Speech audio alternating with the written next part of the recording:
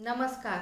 मेरा नाम है शिल्पा भारपटे और 8-10 दिन पहले ही मैंने अपनी अमरनाथ यात्रा पूरी की और इसीलिए मैं आपको अमरनाथ यात्रा कैसे करनी है इसकी जानकारी देने वाली हूँ। अमरनाथ यात्रा जाने के लिए आपको सबसे पहले हेल्थ सर्टिफिकेट निकालना चाहिए होता है। अप्रैल महीने में श्री अमरनाथ श्राइन बोर्ड की तरफ से वेबसाइट ओपन होती है। उस वेबसाइट में आपको ये जानकारी मिलती है कि आपके शहर के कौन से ऐसे सरकारी अस्पताल है जहां जाकर आप अपना हेल्थ सर्टिफिकेट बनवा सकते हैं। जब आप हेल्थ सर्टिफिकेट बनवाने जाएंगे तो अपने साथ अपना आधार कार्ड ज़रूर रखिए। ये वहाँ पे दिखाया जाता है। वहाँ पे जाने के बाद आपका बीपी, शुगर और बाकी सब कुछ चेक किया जाता है।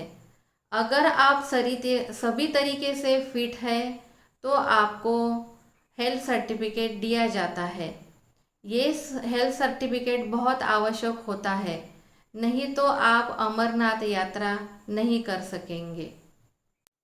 और एक महत्वपूर्ण जानकारी ये है कि जब आप रेल में सफ़र करेंगे तो पठानकोट से ही आपका सिम बंद हो जाता है। अगर आपने अपने शहर में रहते ही पोस्टपेड सिम कर लिया है तो आपका नंबर बंद नहीं होगा, लेकिन अगर आपका पोस्टपेड सिम नहीं है तो पठानकोट से आपका फ़ोन बंद हो जाएगा। तो जब आप जम्मू उतरेंगे तभी आपको यात्रा सिम वहाँ से लेना होता है। और जम्मू से आपको अगर कॉन्वॉय में जाना है तो आपको भगवती नगर बेस कैंप जाना होगा और भगवती नगर बेस कैंप से आप कॉन्वॉय में जा सकेंगे। अब ये कॉन्वॉय क्या है? कॉन्वॉय मतलब मिलिट्री की सुरक्षा में अमरनाथ यात्रा करना, क्योंकि अमरनाथ यात्रा में आतंकवादियों का डर लगा रहता है। इसलिए अगर आप मिलिट्री की सुरक्षा में ये यात्रा करना चाहते हैं तो कॉन्वॉय में जाइए। और अगर आप पर्सनल जाना चाहते हैं तो आपको जम्मू से प्राइवेट गाड़ी करनी पड़ेगी।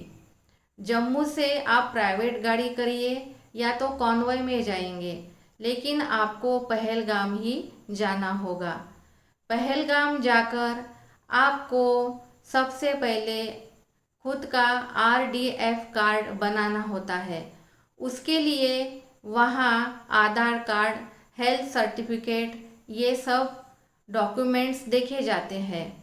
आपका जब RDF कार्ड बन जाए तो आपको पहलगाम में टेंट की सुविधा उपलब्ध की जाती है और हर जगह आपकी बहुत स्ट्रिक्टली चेकिंग होगी। ये बहुत आवश्यक भी है। टेंट में आपको सभी प्रकार की सुविधाएं मिल जाती है और खाने की, भोजन की व्यवस्था तो वहाँ पे भंडारे होते हैं ना, तो इसलिए बिल्कुल ही फ्री में हो जाती है। भंडारों में सभी तरह के मिष्टान्न और भोजन उपलब्ध होता है और सब कुछ आपको फ्री में मिल जाता है। नहाने की बाकी की सुविधाएं भी आपको पहलगाम टेंट में मिल जाती है। मैंने अमरनाथ यात्रा पहलगाम से चॉपर से की थी। चॉपर का हेलीपैड पहलगाम से 2 किलोमीटर है। सवेरे उठकर वहां तक चले जाइए। वहां जाने के लिए आपको ऑटो मिल जाएगा। हेलीपैड में जब आप वहां जाते हैं तो आपके डॉक्यूमेंट्स चेक किए जाते हैं। आधार कार्ड, हेल्थ सर्टिफिकेट और चॉपर का टिकट चेक किया जाता है। चॉपर से पंचतरनी आने में 15 मिनट का टाइम लगता है। पंचतरनी आते ही पहले भंडारा जाकर थोड़ा सा नाश्ता कर लीजिए, क्योंकि पंचतरनी से गुफा तक 6 किलोमीटर की चढ़ाई है और बीच में कहीं भी आपको कोई भी दुकान नहीं मिलेगी। अगर आप घोड़े से ये यात्रा कर रहे हैं तो एक तरफ का किराया है 1000 रुपये और अगर आप डोली से ये यात्रा कर रहे हैं तो आने जाने का किराया है 7 से 8 हज़ार रुपये। और अगर आप ये यात्रा पैदल कर रहे हैं तो पूरा हौसला बांध लीजिए, क्योंकि 6 किलोमीटर की पहाड़ी चढ़ाई है। और अपने साथ कुछ चॉकलेट वगैरह रख लीजिए। चॉकलेट खाइए, इससे आपका गला भी सूखेगा नहीं और आपकी थकान भी कम होगी।